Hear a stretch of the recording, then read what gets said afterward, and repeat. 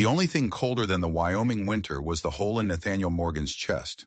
It was 1874, 3 years since he'd buried his wife, Eleanor, on the hill behind his cabin.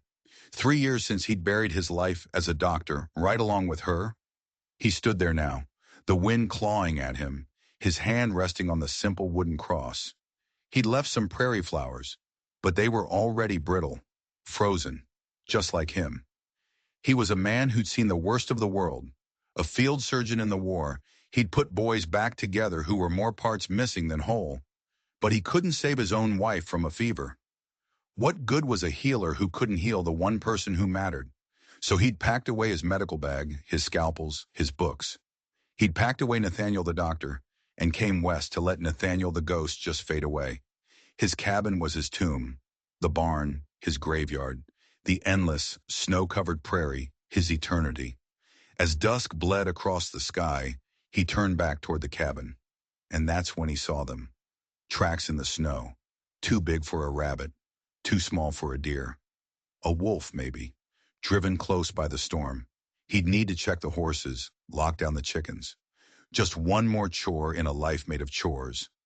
Inside, he stoked the fire. The flames threw dancing shadows across the room, shadows that looked like memories. He saw Eleanor in her rocking chair, humming a tune he couldn't quite remember. He shook his head. The dead stayed dead. He ate his beans and salt pork alone, like always.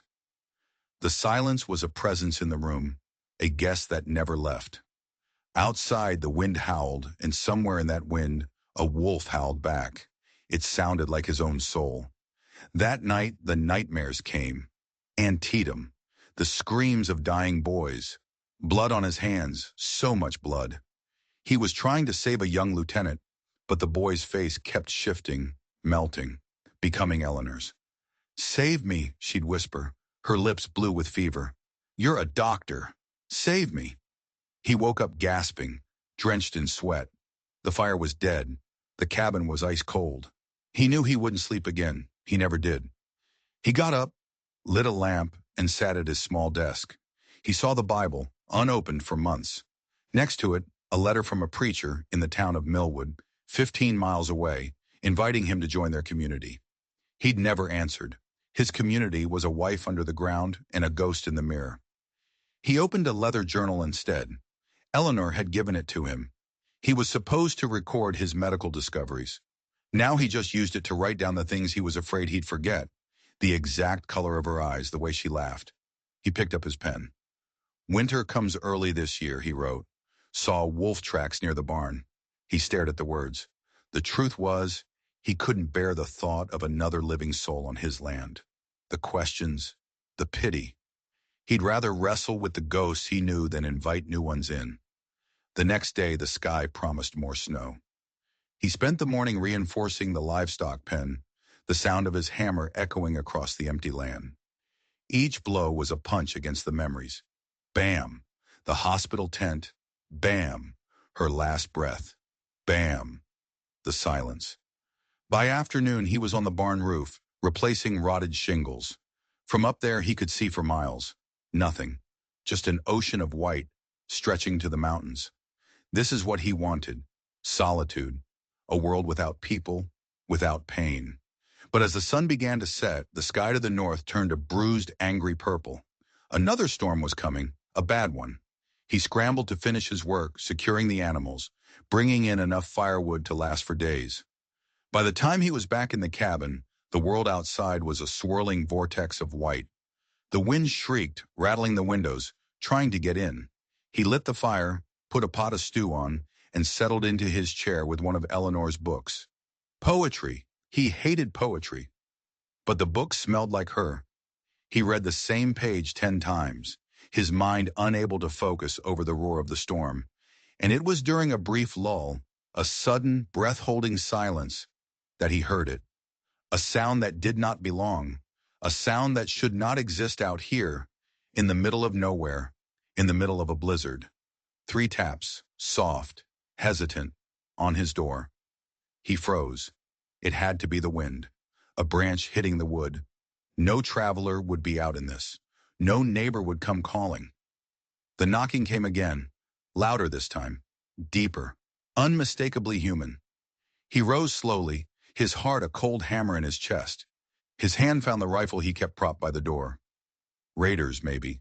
Desperate men. But the knock, it didn't sound desperate. It sounded lost. He unlatched the heavy oak door and pulled it open. A blast of ice and snow hit him in the face, blinding him. For a second, he saw nothing but the storm. Then his eyes focused, and what he saw made no sense at all. Standing on his doorstep wasn't a raider. It wasn't a lost traveler. It was a woman. Her face was half hidden by a threadbare cloak, her shoulders heavy with snow. Hardship had carved lines around her mouth, but her eyes were as gray as the storm, and they were fixed on him, steady and unflinching. But it wasn't just the woman. Clinging to her skirts, half frozen and terrified, were two little girls. Twins, maybe 6 or 7 years old. Their faces were pale, their fingers blue with cold. And one of them, the taller one, had a small frozen line of blood running down her temple from a cut on her forehead. The woman finally spoke, her voice rough, but with a strange hint of pride. "I was told," she said, her breath turning to frost, "that you needed help. With the house. The cooking." Nathaniel just stared, stunned. Who could have told her that? He'd made it clear to everyone in Millwood that he wanted to be left alone. He looked past her into the swirling chaos. No wagon, no horse, just footprints, already disappearing under the new snow. They had walked here, miles in a blizzard. The doctor and him, the part he'd tried to kill, woke up with a jolt. He saw the early signs of frostbite on the girl's cheeks. He saw the exhaustion in the woman's posture. He saw the minor cut on the girl's head that could easily turn septic. "We're not looking for charity," the woman said, lifting her chin. "I'll work for our keep, for shelter." His grief-hardened heart screamed at him to slam the door, to send them back out into the storm, to protect his solitude, his precious, miserable solitude. But the doctor wouldn't let him. "You have a name?" he finally managed to ask, his voice a rusty croak. "Sarah Winters," she said. Then she put a hand on each small shoulder. "And these are my daughters, Emily and Abigail." He stepped aside. The groan of the door was the sound of his old life cracking open. "Come in," he said, his voice gruff, "before you all freeze to death on my doorstep." The warmth of the cabin hit them like a physical blow. The two girls, Emily and Abigail, huddled near the hearth, their eyes wide and scared, like two fawns cornered in a hunter's shack. Sarah took off her wet cloak, revealing a dress so thin it was a miracle it hadn't frozen solid. She knelt and began rubbing her daughter's hands, her movements efficient, practiced. Nathaniel watched from across the room, his arms crossed, a stranger in his own home. This was wrong, all wrong. This space was for him and his ghosts. Not for this, not for life. "Your daughter's cut needs cleaning," he said, the words coming out harsher than he intended. Sarah looked up. "It happened yesterday. She fell on some ice." He hesitated. For 3 years he hadn't touched a medical supply. His bag was buried in a trunk in the barn, a coffin for his former life. But he kept a few basics in the cabin. Alcohol, clean cloths. He retrieved them without a word, knelt beside Sarah, and looked at the girl with the cut. Emily. "May I?" he asked. The girl shrank back, pressing against her mother. Her eyes, a startling blue, were filled with a suspicion that seemed far too old for her face. "It's all right, Emily," Sarah soothed. "This gentleman is going to help you." Gentleman, that was a laugh. He was a hermit, a ghoul, but he softened his expression. "It might sting," he said to the child, "but it will help keep the sickness out." Emily didn't answer. She just squared her tiny shoulders and tilted her face up to him. A little soldier. As he gently cleaned the frozen blood and dirt from the wound, she didn't flinch. Not once. Her sister Abigail watched with wide, terrified eyes. "Are you a doctor?" Sarah asked suddenly. Nathaniel's hand stopped for a fraction of a second. The question was a punch to the gut. "I was," he said, his voice flat. "A long time ago." He finished bandaging the cut and stood up, stepping back, creating distance. The air was thick with unspoken questions. He knew he should ask them how they found him, who sent them, what their story was. But he didn't want to know. Knowing meant caring. Caring meant pain. "You can sleep by the fire tonight," he said, avoiding her gaze. "I've stew enough for all of us. We'll talk in the morning." Relief washed over Sarah's face, so profound it was almost painful to see. "Will be no trouble," she promised. He served the stew in silence.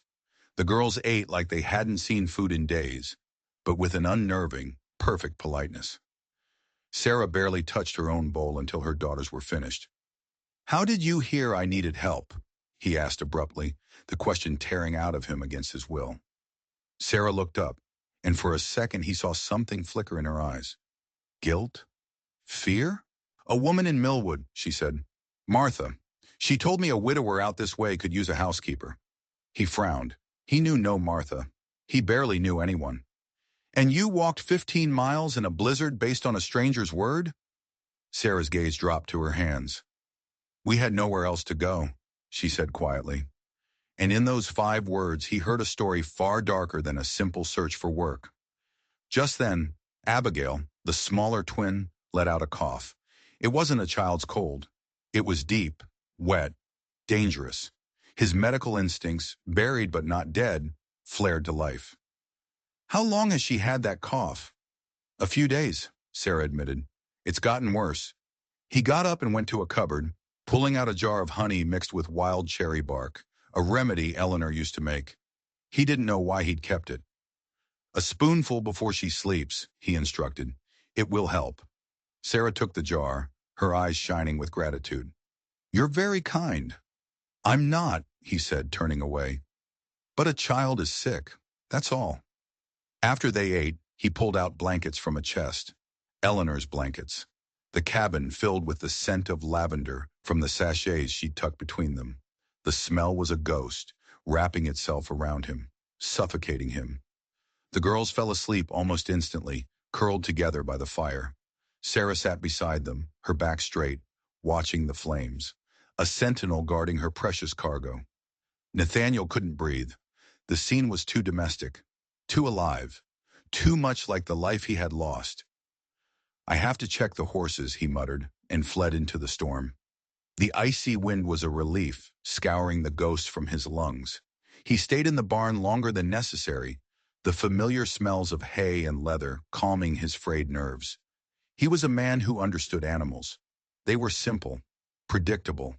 They didn't bring their complicated, painful lives knocking on your door in the middle of a blizzard. When he finally returned to the cabin, Sarah was still awake, but she wasn't sitting on the floor anymore. She was sitting in Eleanor's rocking chair. A hot, irrational rage surged through him. That was Eleanor's chair, her place. No one had sat in it for 3 years. He opened his mouth to order her out of it, to tell her she had no right. But she looked up as he entered, and the exhaustion and sorrow in her face stopped him cold.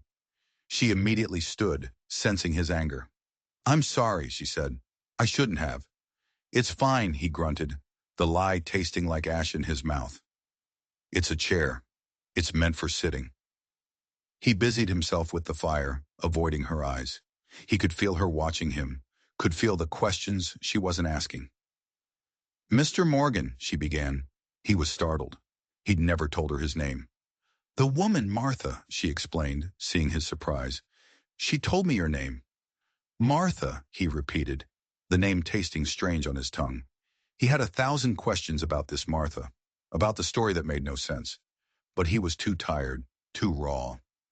"We'll talk in the morning," he said, his tone making it clear the conversation was over. "Good night, Mrs. Winters." He retreated to his room and shut the door. But he didn't sleep. He could hear the unfamiliar sounds from the other room, a child murmuring in her sleep, the creak of the floorboards as Sarah settled down. It was the sound of life, and it was terrifying. Just before dawn, a different sound woke him, a soft, muffled noise. He crept to his door and opened it a crack. In the faint glow of the dying fire, he saw Sarah. She was sitting up, her shoulders shaking with silent sobs. She was holding something in her hands, clutching it to her chest like a prayer. A man's pocket watch. He watched, a frozen witness to her private grief. He saw her carefully wipe her eyes, tuck the watch away, and lie back down beside her sleeping daughters, her body a shield against the world. He closed the door, his heart aching with an empathy he didn't want. He had his grief. He didn't have room for hers. But as he lay in the darkness, a chilling thought occurred to him. This woman, this Sarah Winters, wasn't just running from somewhere. She was running from someone. And whatever they were running from, they had brought it right here, to his door. Morning came, and with it, a fragile truce between Nathaniel and his unwanted guests. The storm had passed, leaving the world buried in a pristine, blinding white. He found Sarah already up, moving quietly around the kitchen. The coffee was already brewing. It smelled different, better. "The girls are still asleep," she said softly. He just nodded, moving to the window. He didn't want conversation. He wanted answers. "Mrs. Winter," he began, turning to face her, "you need to tell me the truth. Why are you really here?" She met his gaze, and the weariness in her eyes was ancient. "I told you the truth," she said. "We had nowhere else to go." She took a deep breath. "But you're right. There's more." She hesitated, glancing at the two small forms sleeping by the fire. "We're running," she said, her voice barely a whisper, "from someone who would hurt my girls if he found us." The words hung in the air, cold and sharp. "Your husband?" he asked. "My brother-in-law," she corrected, a flicker of pure hatred crossing her face. My husband died last year, in a fire." She swallowed hard. "His brother, Richard, he blamed me. Said I had shamed the family by giving my husband daughters instead of sons." The sheer, brutal injustice of it hit Nathaniel harder than he expected. "And now you're hiding." "He's a powerful man," she said. "He wants the girls. I sold what little I had and we came west. We've been moving from town to town, but he always finds us." Before he could respond, one of the girls stirred. Emily.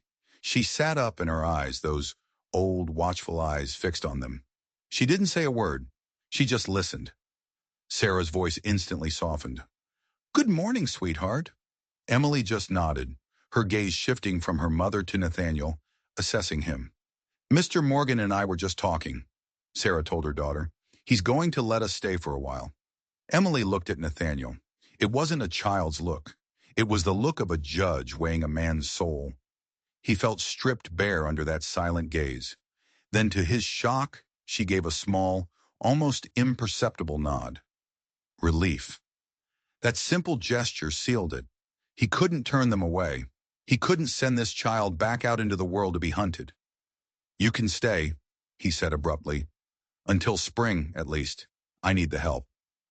It was a lie. He didn't need help. But they needed a sanctuary. And for some reason he couldn't explain, he needed to give it to them. The gratitude on Sarah's face made him deeply uncomfortable. "I have to check the storm damage," and he said, grabbing his coat and escaping into the blinding morning light. He went to the barn, the familiar chores a comfort, but his mind was a storm of its own. A brother-in-law who hated his nieces, a dead husband, a fire, a woman and two children on the run. What had he let into his house? He found himself standing in front of the old trunk at the back of the barn, the one where he'd buried his past. With a groan, he lifted the heavy lid. The smell of old leather and rubbing alcohol hit him. His medical bag, his books, his surgical tools wrapped in oilcloth. This was a part of his life he had sworn was over. But Abigail had that cough. Emily had that cut. And Sarah had the look of someone carrying a world of pain. As he rummaged through the trunk, his fingers brushed against a bundle of cloth at the very bottom. He unwrapped it. It was Eleanor's hand mirror, silver handle, tarnished with age. He'd packed it away with his medical things because they both represented a life that was gone forever. As he stared at his own haggard reflection, a piece of paper fluttered out from the wrapping. He picked it up. Eleanor's handwriting, a letter. It was addressed to someone named Martha Lawson in Millwood. His blood ran cold. He began to read. "Dearest Martha," the letter began.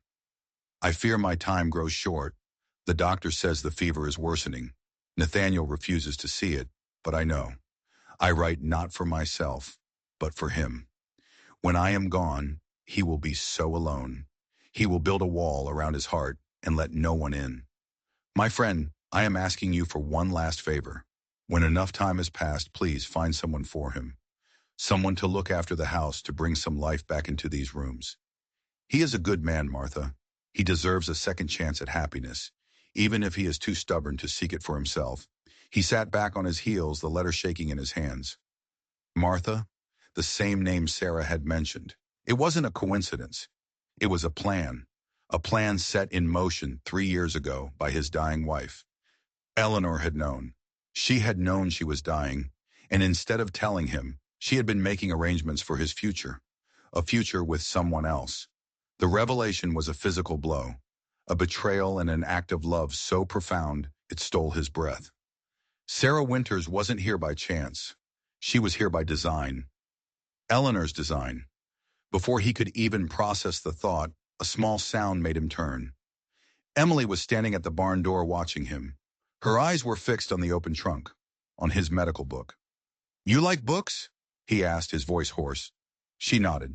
He hesitated, then pulled out a thick volume. A Guide to Common Illnesses. He held it out to her. "You can borrow this, if you can read." She nodded again, taking the book with a reverence that startled him. "You don't talk much, do you?" he observed. Her face closed off. She just shook her head and started backing away. "It's all right," he said quickly. "You don't have to. Sometimes books can speak for us." A flicker of surprise, then something like understanding crossed her face. She gave him one last assessing look, then turned and ran back to the cabin, clutching the book to her chest.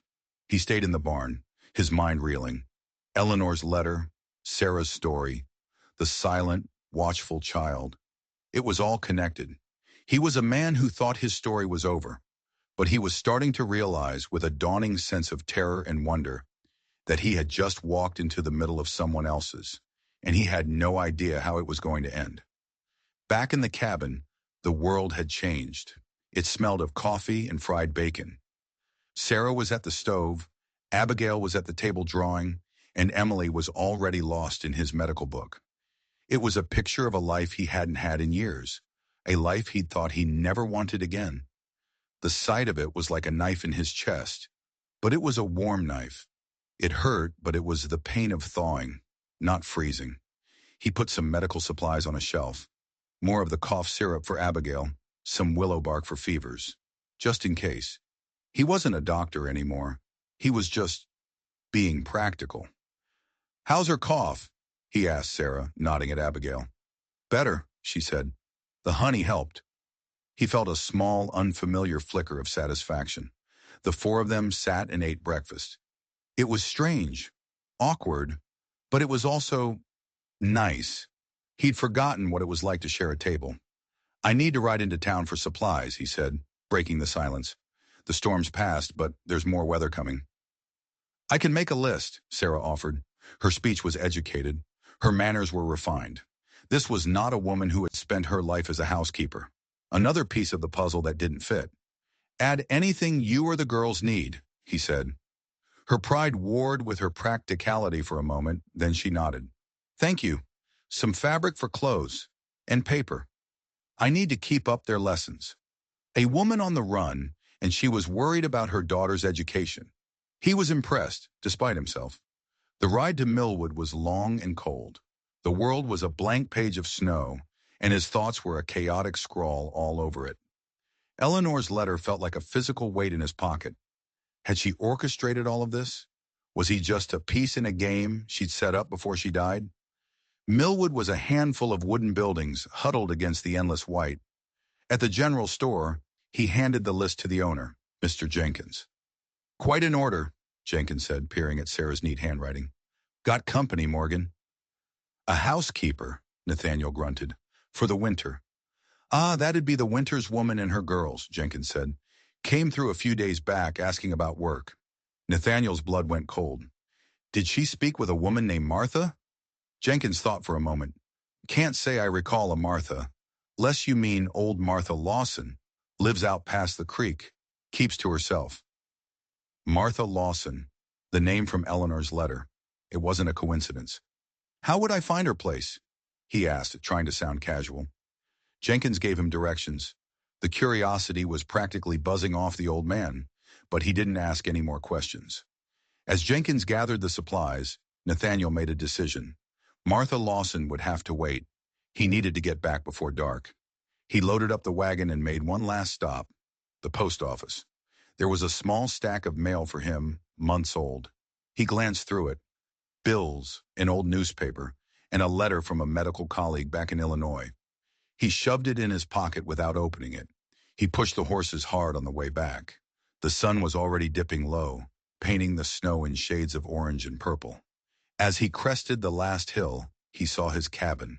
Smoke curled from the chimney. A warm, yellow light glowed in the windows. For the first time in 3 years, it looked like a home. The sight hit him with a longing so fierce it was a physical pain. As he got closer, he saw a small figure on the porch. Emily. She saw him, then vanished inside. By the time he pulled the wagon into the yard, Sarah was there, a shawl wrapped around her shoulders. "We were getting worried," she said. The "we" hit him harder than the cold. They worked together to unload the supplies. The girls helped, their small hands grabbing the lighter parcels. It felt natural. It felt wrong. It felt like everything he'd been missing. Later, as Sarah cooked dinner, the girls sat at the table with their new paper and pencils. Abigail drew flowers. Emily, to his surprise, was writing. "She loves to write story," Sarah explained. He watched the solemn little girl, her brow furrowed in concentration. What stories did a child like that have to tell? "Did you find everything?" Sarah asked. "Everything on the list," he said, watching her carefully. "And some information. I asked about Martha." Sarah froze, her hand stilling on the spoon.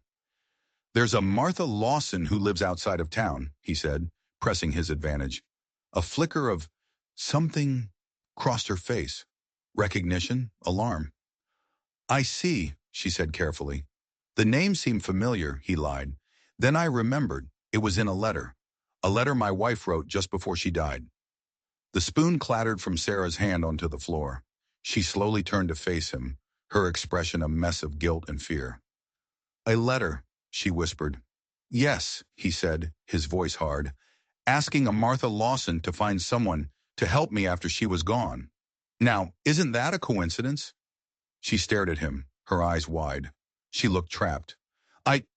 I didn't know about the letter," she stammered. "Martha just said she knew a widower who needed help. Someone safe." "Safe from what, Mrs. Winters?" he demanded. "Safe from who?" She looked at her daughters, absorbed in their drawing and writing. "I was desperate," she whispered, her voice breaking. "Richard, my brother-in-law, he'd found us again. We barely got away. Martha offered us a place to go, a place he'd never think to look. I would have done anything to keep my girls safe." The raw, desperate honesty in her voice cut through his anger. Whatever games Martha and Eleanor had been playing, Sarah was just a pawn, a terrified mother trying to save her children. Before he could say anything, Abigail started coughing again. That deep, rattling cough. Instantly, the anger vanished, replaced by the cool assessment of a doctor.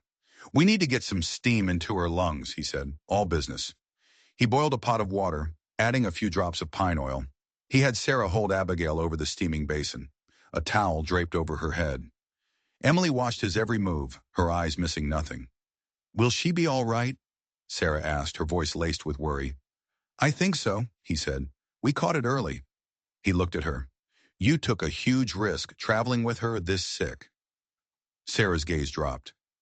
"We had no choice," she said, and he knew, with a sudden, chilling certainty, that the story was even darker than he imagined.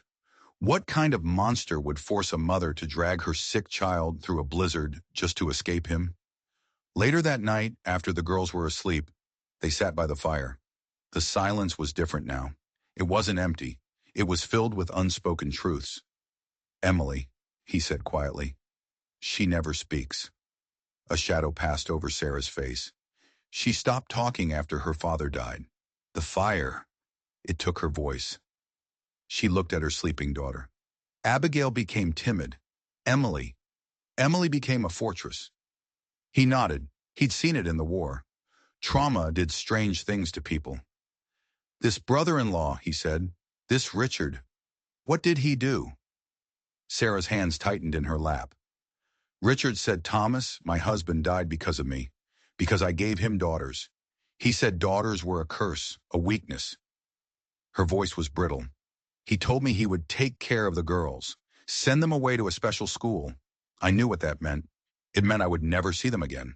A cold, unfamiliar anger began to burn in Nathaniel's gut. He tried to have me declared mentally unfit, she continued, her voice a dead monotone. He has money, influence.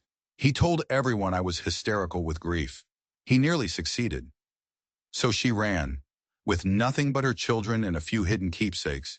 The story was brutal, simple, and he believed every word of it. You said you were a doctor, she said, changing the subject. In the war?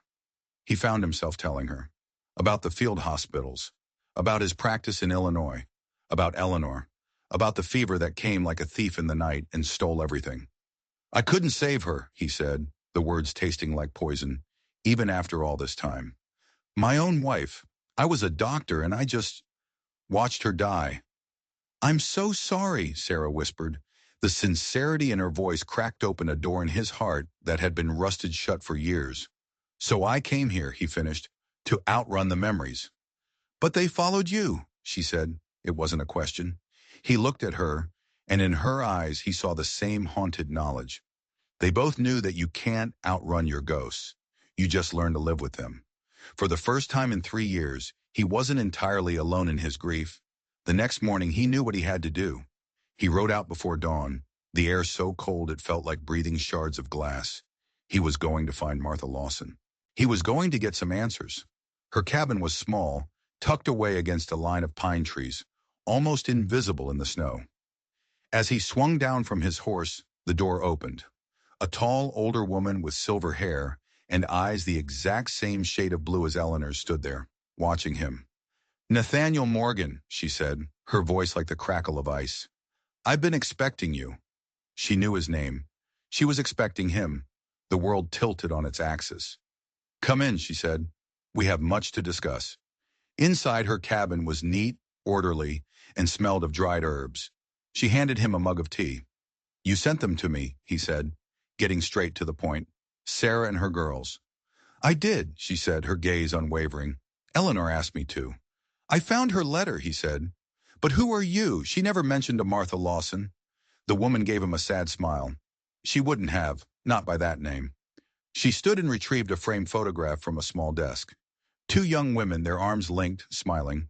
One was Eleanor, the other was a younger version of the woman sitting across from him. My name was Martha Wheeler, she said. I was Eleanor's oldest friend. The name hit him like a physical blow.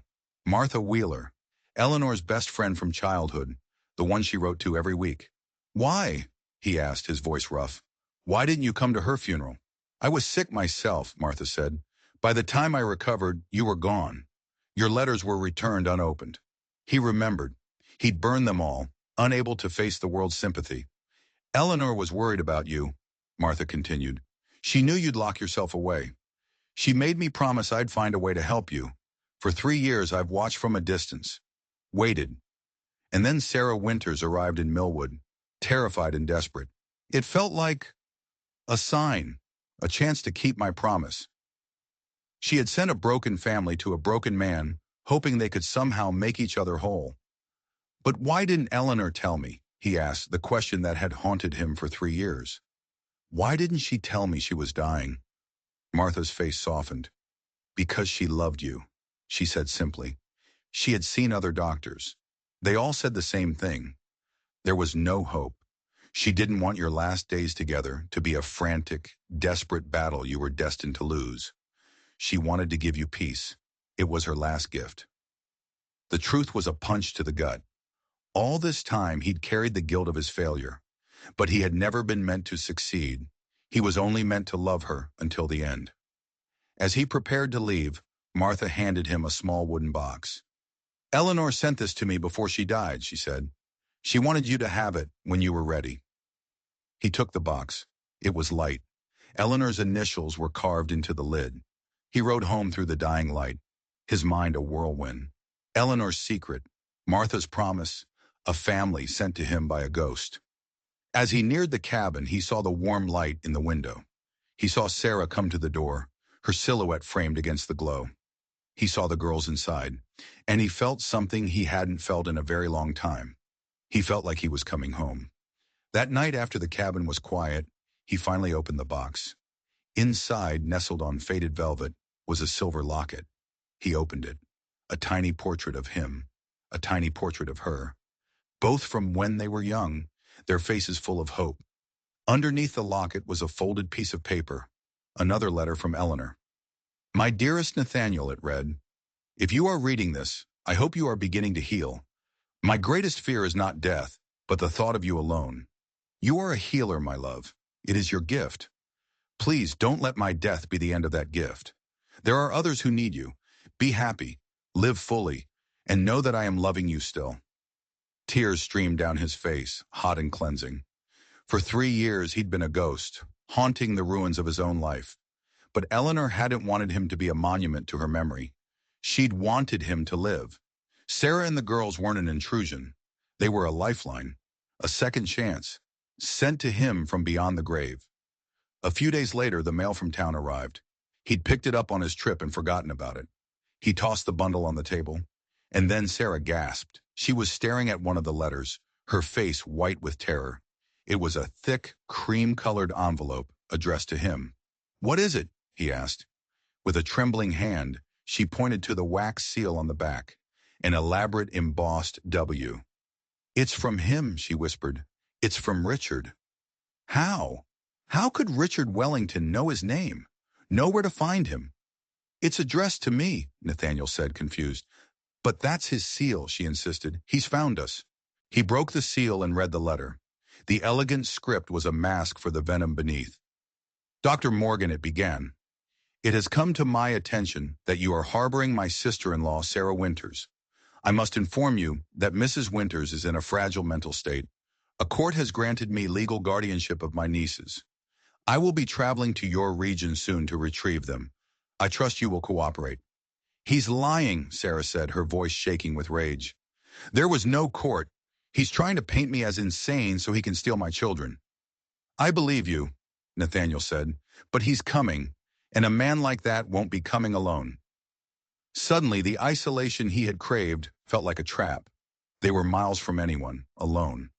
"We have to leave," Sarah said, panic in her eyes. "Tonight." Emily, who had been listening silently, tugged on her mother's dress, shaking her head fiercely. "No," Nathaniel said, his voice firm. He looked at Sarah, at her terrified children. The healer in him, the protector he thought was dead, rose up. "No more running. This is my home. You are under my roof, and no one is taking you from it." For the first time since she'd arrived, he saw a flicker of something other than fear in Sarah's eyes. It was hope. That night she told him the whole story, the real story. Richard wasn't just greedy. He was a criminal. He was using his shipping company to smuggle opium from China. Bad medicine, she called it. Her husband Thomas had found out. He'd gathered evidence. He was going to expose him. "A week later," she said, her voice hollow, "our house burned down. Thomas died getting the girls out." "You think Richard started the fire?" "I know he did," she said.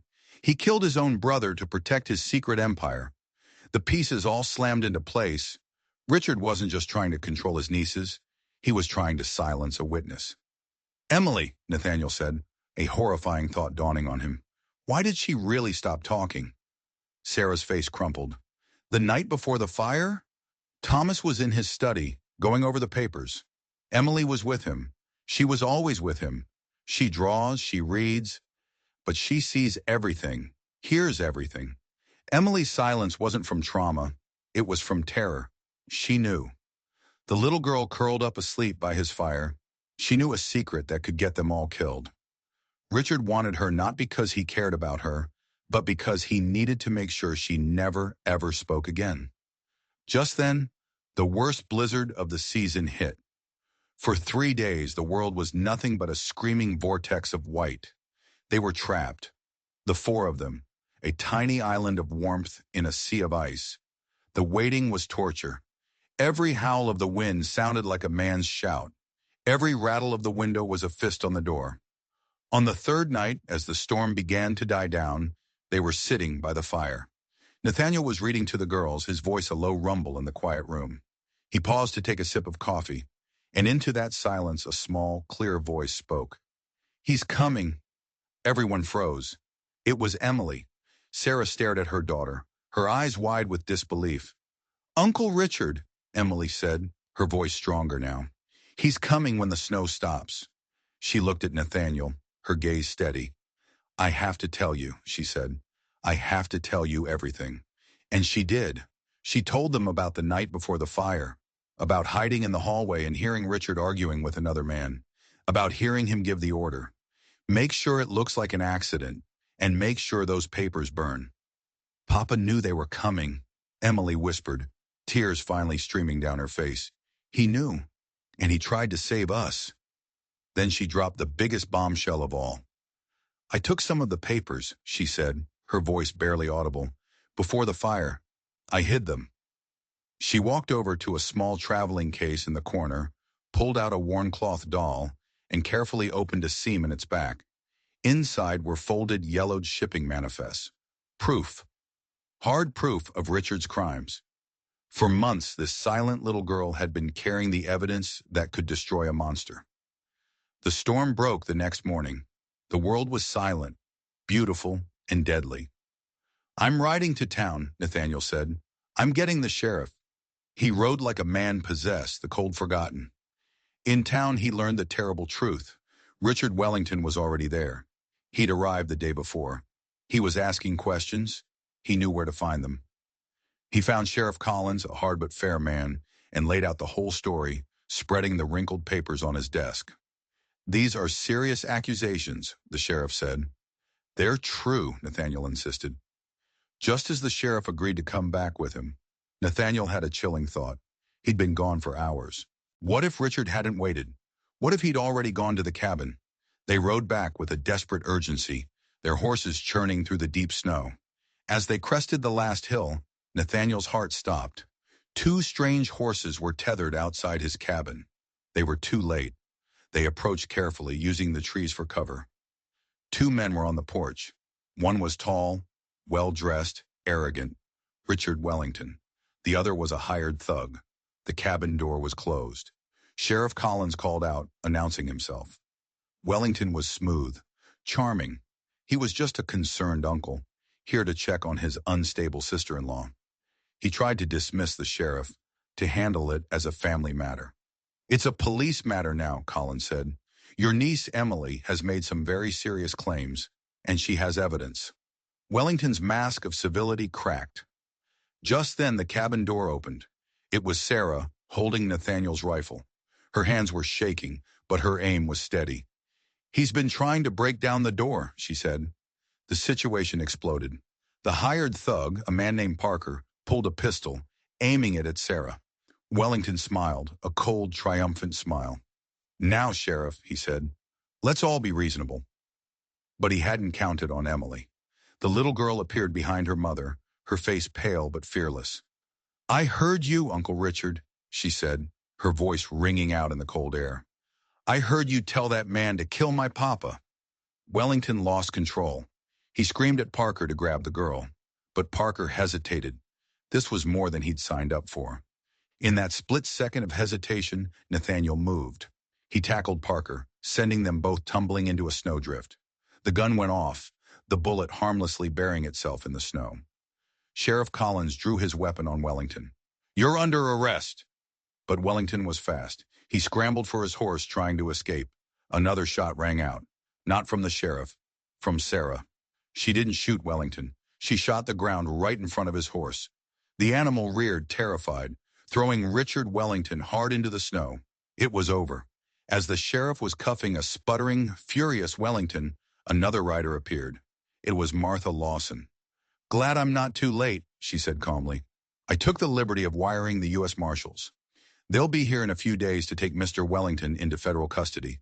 He has a lot of powerful friends, but none of them can stand up to this kind of evidence." Justice was coming. Real justice. Back inside the warm cabin, the reality of it all began to sink in. They were safe. They were finally truly safe. "I suppose we should start making plans to leave," Sarah said softly, looking at Nathaniel. "We can't impose on you forever." The thought of them leaving, of the cabin returning to its cold, silent state, was unbearable. I don't want to leave, Emily said, her voice firm. I like it here. Me too, chirped Abigail. Nathaniel looked at Sarah. He looked at her daughters. He looked at the firelight dancing in the room that had, without him even realizing it, become a home again. Stay, he said, the word feeling more right than anything he'd said in 3 years. Don't go. This, this isn't my home anymore. It's our home. A slow smile spread across Sarah's face, a smile that was like the first sunrise after a long, dark winter. The man who had gone into the wilderness to be alone had found a family. The doctor who thought he could no longer heal had been healed himself. All because of a promise made by his dying wife and a knock on the door in the middle of a blizzard.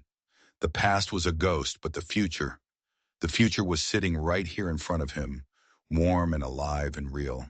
And for the first time in a very long time, Nathaniel Morgan wasn't afraid of tomorrow. That story was a wild ride, right? A man finds out his dead wife was secretly planning his future, and it ends up saving a family and taking down a crime boss. You just can't make this stuff up. If you love stories with twists you never see coming, then you're in the right place. Do me a favor and hit that subscribe button, and don't forget to ring the bell so you don't miss a single crazy tale. Trust me, you think this story was intense. You haven't seen anything yet. Thanks for watching, and I'll see you in the next one.